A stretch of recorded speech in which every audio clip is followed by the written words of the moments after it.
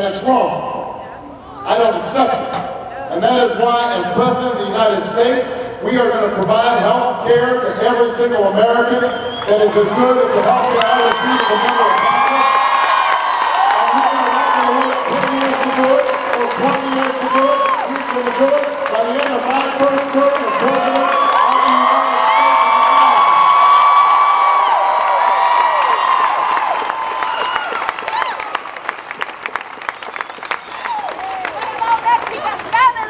I don't accept that we can't provide a world-class education to every young person in America.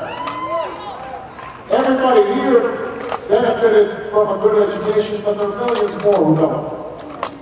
Millions more children who are trapped in failing schools and have no chance to succeed in this global economy. And we know what to do. If we invest in early childhood education so children are prepared the first day they start school, and we can close the achievement gap. As President, I intend to make sure that achievement gap is closed. As President, I will recruit an entire new army of teachers, and we're going to pay our teachers more money. And we're going to get them the kind of training and development that they need. And we're going to work with them, not against them, to raise standards in our schools. And I don't know whether you agree with this, ASU, but I think it's about time that we made college affordable and accessible to every family. I don't think you should have $50,000 worth of debt when you leave school.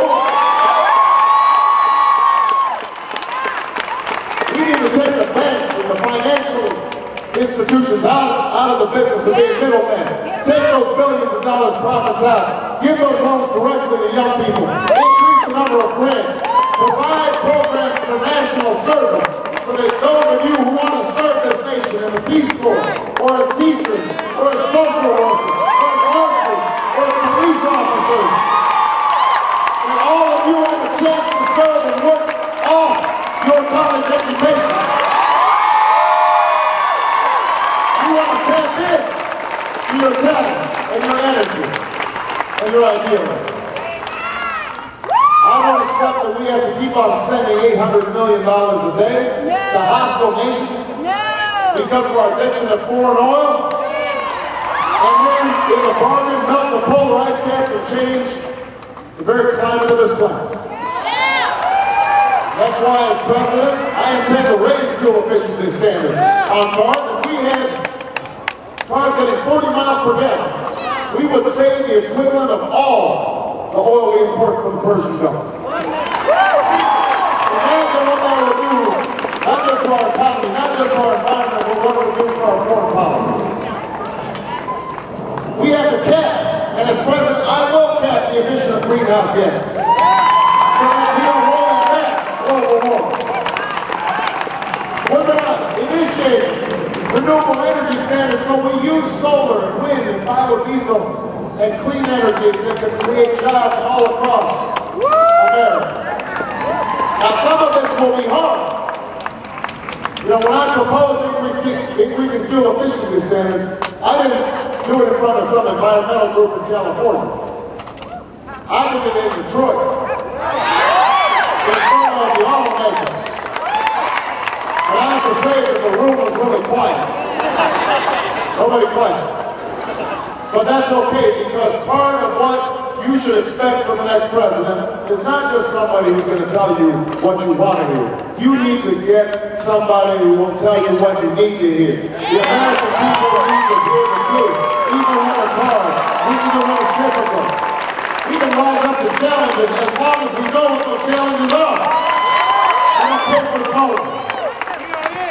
We don't soft pedal them. What about immigration? Also on.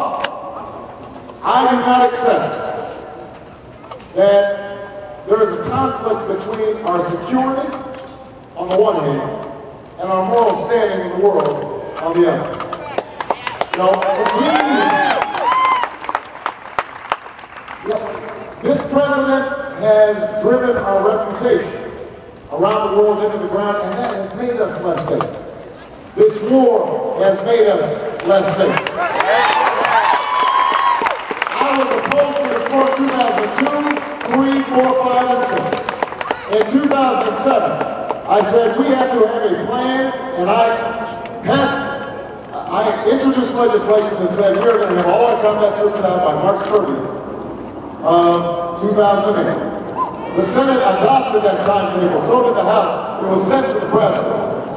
And the President vetoed that legislation that contained the timetable and sent more troops.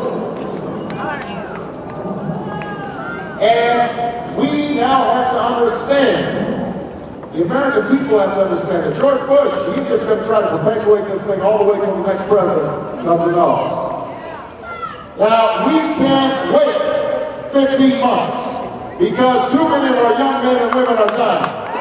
We can't wait 15 months because we're spending $10 to $12 billion every single month. It could be spent on college scholarships. It could be spent on health care. It could be spent on infrastructure.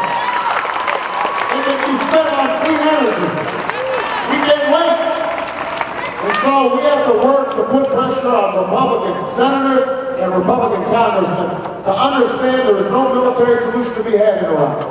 Only a political solution. And we can't wait for George Bush to end this war. But I promise you this. If this war has not been brought to a close by the time I am sworn in on January 20, 2009, the first thing I will do is call in the Joint Chiefs of Staff and say, we have a new mission now, and that is to start bringing our troops home. And we want to have a policy and work in the United Nations and start refocusing our attention on how we are going to work with the rest of the world to make us more safe. Now, it is not going to be enough just to end this war. We've got to change the mindset that got us into this war. Now, I had an argument with Senator Clinton a while back because I said, I won't just meet with friends, I will meet with enemies in order to initiate a new era of American diplomacy. And I was told, well, no, you can't do that. That's not what the conventional thinking says. That's naive. That might be irresponsible. You might lose a propaganda war to dictators. I'm not afraid of losing a propaganda war to petty dictators. I'm confident about who we are as Americans. JFK once said that you should never negotiate out of fear, but we should never fear to negotiate. Strong leaders and strong presidents talk to their adversaries and tell them where America stands. And when we do that, we can lead again. I'm looking forward to going before the United Nations General Assembly and saying to the world, America's back. America's back and we are winning the lead. But we are going to lead not just militarily. Yes, we're going to get off the wrong battlefield in Iraq and get on the right battlefield going after Al-Qaeda. Yes, we are going to lock down loose nuclear weapons that could fall into the hands of terrorists and destroy humanity. But we are also going to lead by working with the world to build schools all around the world that teach math and science instead of hatred of Americans. We're going to lead by working with other countries to deal with HIV/AIDS in sub-Saharan Africa. We're going to lead by bringing an end to the genocide in Darfur because we're not a nation that turns a blind eye to slaughter. We are going to lead by example, by dealing with the problems we have here at home. We can't lecture people about human rights when we are locking up people without charging them, and that is why, as President of the United States, I will close Guantanamo.